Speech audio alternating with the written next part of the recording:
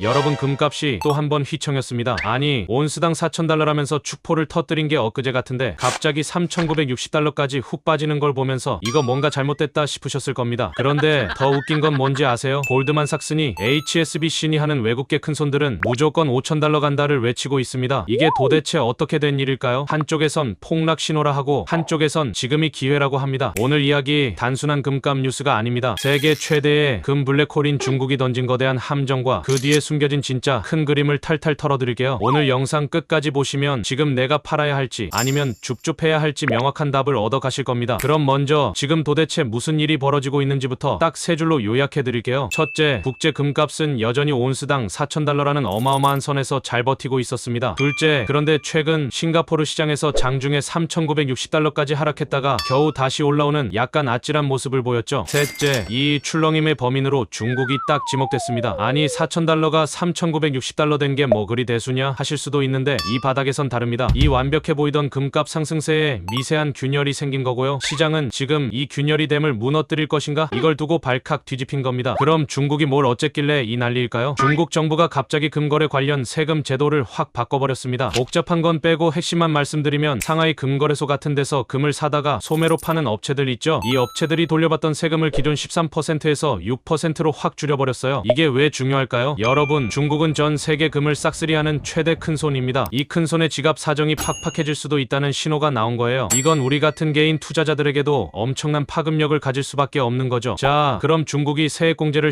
13%에서 6%로 줄였다. 이게 표면적인 사실입니다. 이걸 보고 대부분의 언론은 중국 금 소비 둔화, 금값 하락 이렇게 단순하게 보도하죠. 그런데 말입니다. 저는 이 기사를 좀 더 꼼꼼히 뜯어봐야 한다고 생각해요. 이번 세제 개편이 타격하는 건 투자용 금, 즉 골드바가 아닙니다. 투자용이 아닌 금제품 부담으로 작용한다고 되어 있죠. 이게 무슨 뜻일까요? 바로 목걸이, 팔찌, 반지 같은 장신구입니다. 제 생각엔 이건 중국 정부가 금값 자체를 잡겠다는 게 아니에요. 자국 내 과열된 사치품 소비를 잡겠다는 신호로 보입니다. 중국 사람들 돈 생기면 금 목걸이부터 사는 경향이 엄청나거든요. 중국 정부 입장에선 사람들이 전부 금은방에만 줄을 서고 있으면 경제가 건전하게 안 돌아간다고 보는 거죠. 한마디로 금이라는 안전 자산의 가치를 누르는 게 아니라 사치품으로서의 금 소비에 살짝 브레이크를 거는 일종의 내수 시장 단속인 셈입니다. 골드바 사재기까지 막겠다는 건 아니라는 거죠. 그런데 여기서 정말 재미있는 반전이 나옵니다. 중국이 이렇게 야, 너네 금목걸이 좀 그만 사 하고 브레이크를 밟는 제스처를 취했는데도 월가의 공룡들 골드만삭스나 HSBC는 정반대 이야기를 하고 있어요. 골드만삭스는 미국 연준의 독립성이 훼손되면 금값 온스당 5,000달러까지 갈 수 있다는 거의 뭐 경고에 가까운 시나리오를 내놨습니다. HSBC도 2026년 상반기면 5,000달러에 육박할 거라고 예측했어요. 이게 바로 오늘 이야기의 진짜 핵심입니다. 우리는 지금 중국 소매상 세금 6% 이런 좁은 뉴스를 보고 불안해하고 있는데 진짜 큰손들은 완전히 다른 판을 보고 있다는 겁니다. 바로 불확실성입니다. 첫째, 지금 전 세계 중앙은행들이 달러 대신 금을 미친듯이 사 모으고 있습니다. 이건 안전 자산으로서 금의 지위가 격상됐다는 뜻이죠. 둘째, 전쟁, 무역 분쟁, 세상이 너무 불안합니다. 셋째, 미국, 중국의 경제 불확실성, 미국이 돈을 어떻게 풀지, 중국 경제가 어떻게 될지 한치 앞을 모르는 상황에서 믿을 건 금밖에 없다는 심리가 깔려 있는 거예요. 골드만삭스가 말한 연준의 독립성 훼손이라는 게 바로 이겁니다. 미국 정부가 돈이 필요해서 연준을 압박해 돈을 마구 찍어내기 시작하면 달러 가치는 폭락할 거고 그때 유일한 대안은 금이라는 거죠. 중국 아줌마들이 목걸이 좀 덜 산다고 해서 각국 중앙은행들이 아, 그럼 우리도 금 그만 사야지 할까요? 절대 아니라는 겁니다. 자, 그럼 결론을 내려봐야겠죠. 단기적인 감기 대 장기적인 체력. 중국의 이번 세제 개편은 분명 금값에 단기적인 감기 같은 악재입니다. 특히 중국인들의 금 사랑이 워낙 대단해서 이 감기가 폐렴이 될지 지켜봐야 하는 건 맞아요. 이게 이 시나리오의 유일한 변수입니다. 하지만 금값의 장기적인 체력, 즉 펀더멘탈은 여전히 너무나도 튼튼합니다. 전 세계가 불안할수록 돈의 가치가 흔들릴수록 금은 빛날 수밖에 없는 구조라는 거죠. 그래서 전문가들이 지금의 약세는 오히려 매수 기회라는 반응을 내놓는 겁니다. 이건 금값 끝났다, 폭락 시작이다 가 아니라